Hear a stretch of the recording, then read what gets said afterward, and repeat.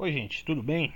Bom dia. Bem, eu vou deixar aqui alguns exemplos de cinemática, exemplos gerais de cinemática, certo? Que muitas vezes os alunos me perguntam, ou que tradicionalmente eu sei que são motivo de dúvida, ou sei lá, que ajudam os alunos também a entender a metodologia, né? Então eu vou deixar aqui uns exemplos bem básicos aí para vocês, né, irem reforçando aí a teoria. Então vamos lá. Primeiro exemplo, que é mais uma aplicação direta de derivada e essas coisas na física, é você pegar alguns problemas bem gerais. Por exemplo, você tem um tipo de dinâmica governada por essa fórmula aqui, ó, tá? Você tem essa dinâmica aqui, ó. Então, a posição de um dado objeto, ele tem essa coisa, ele tem, né, ele é x igual a x0, um termo linear, tipo como se fosse um movimento retilíneo uniforme, um termo quadrático, como se fosse um movimento retilíneo uniformemente variável, e um termo cúbico. Então, é um exemplo hipotético aí, tá bom, gente?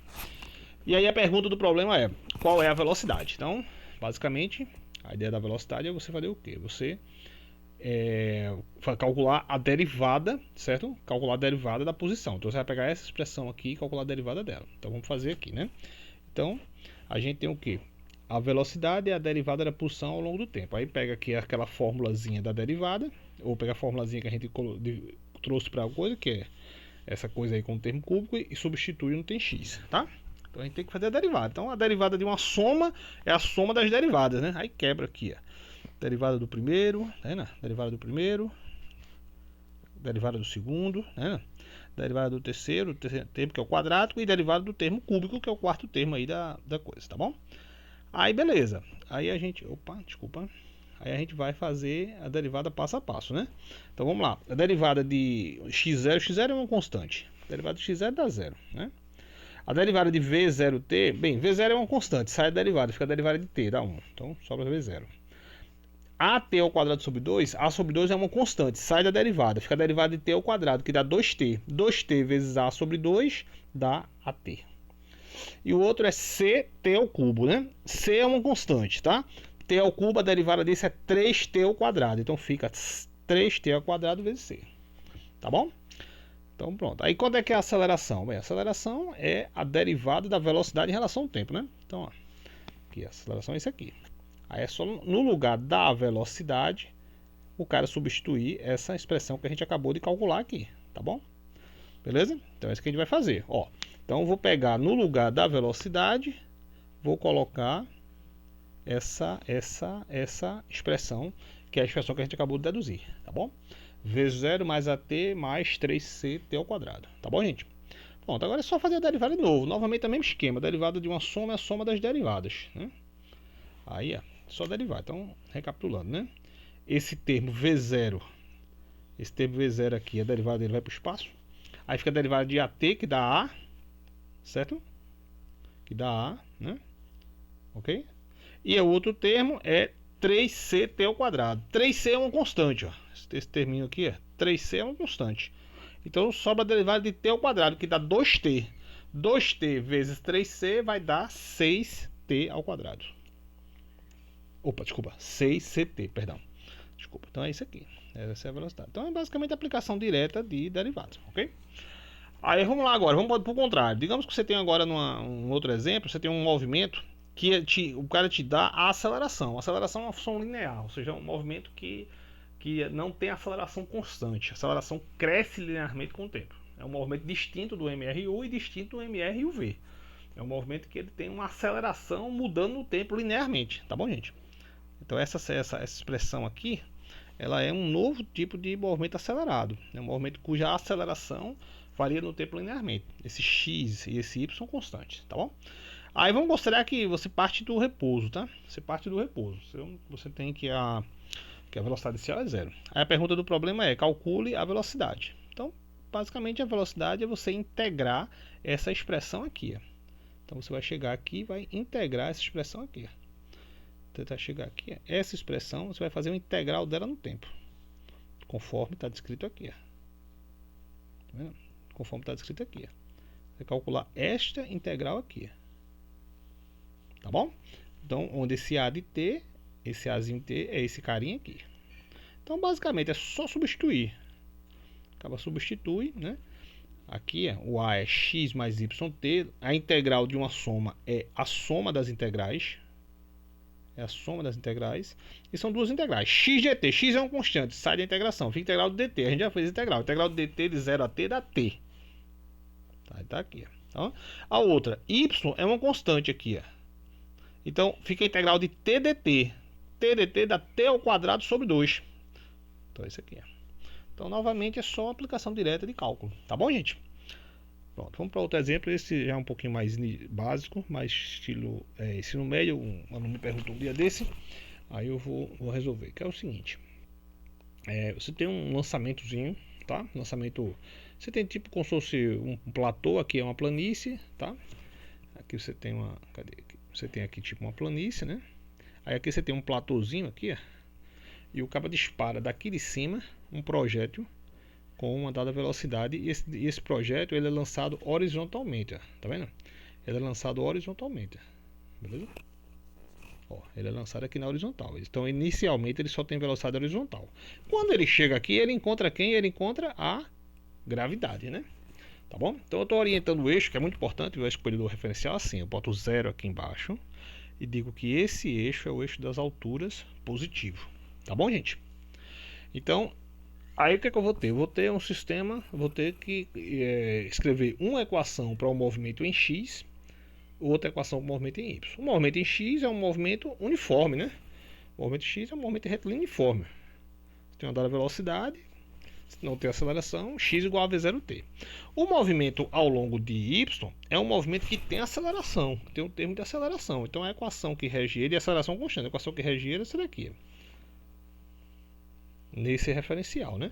Ele parte de um dado y0 com uma velocidade inicial que a gente sabe que é 0 em y, e tem esse termo de aceleração que nesse referencial é negativo, tá bom?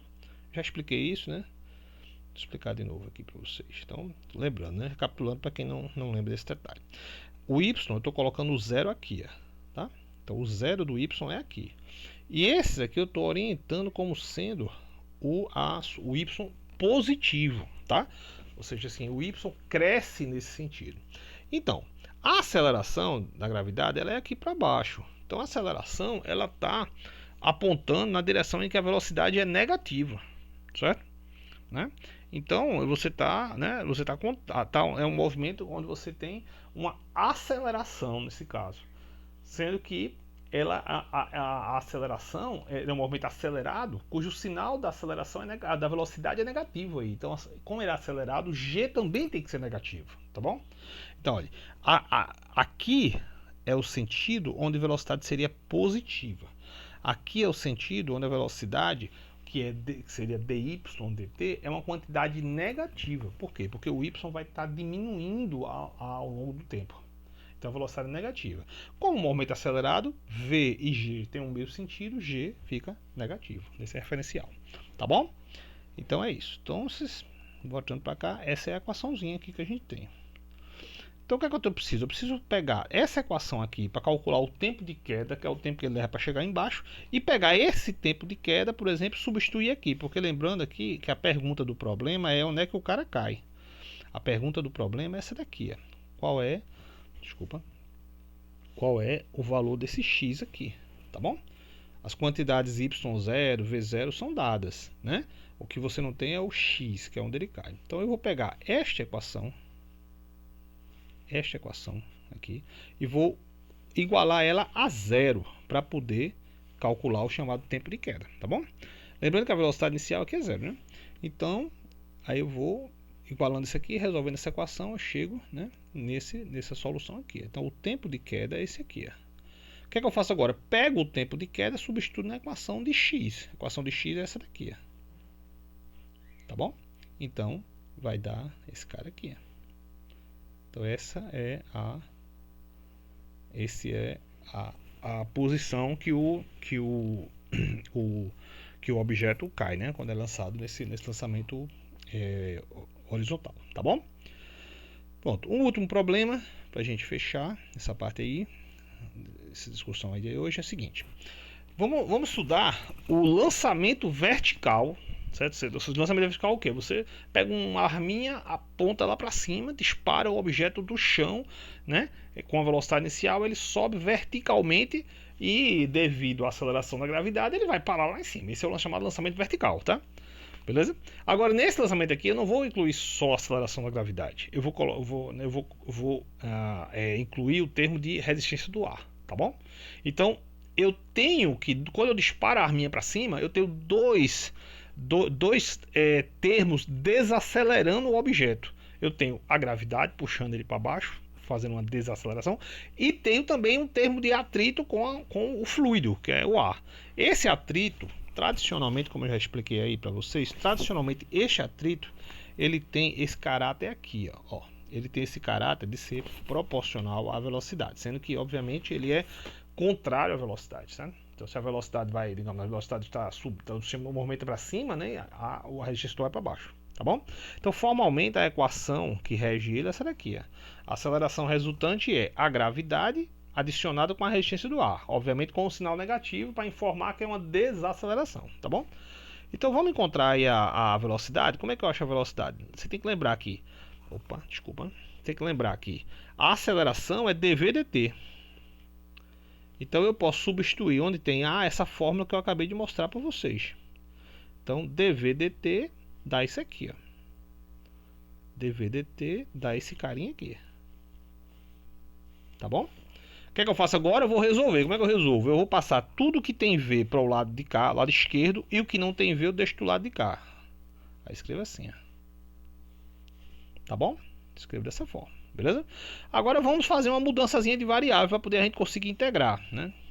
Fazer uma mudançazinha de variável para a gente conseguir integrar. A mudança de variável é a seguinte, né? Ó, eu tenho que integrar isso aqui, eu tenho que resolver isso aqui. Como é que eu vou resolver isso? Eu tenho que escrever isso de uma maneira mais amigável. Então eu vou fazer a seguinte mudança de variável. Vou definir u como sendo isso aqui, ó. E du, que é a derivada disso, é isso aqui, ó. Tá bom? É esse carinha aqui.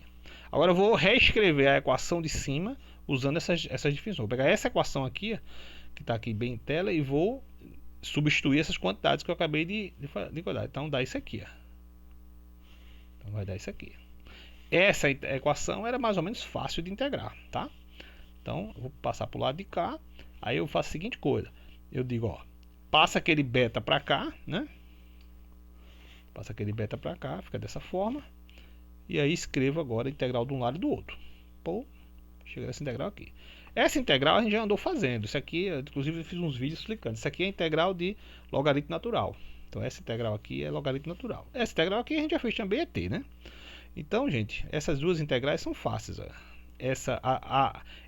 A primeira em u dá ln de u, que a gente escreve dessa forma, já expliquei isso, né? E a outra dá o t. Então, no final das contas, você chega nessa expressãozinha aqui, ó, que é a expressão clássica aí quando você tem resistência do ar. Tem esse comportamento meio logaritmo aí.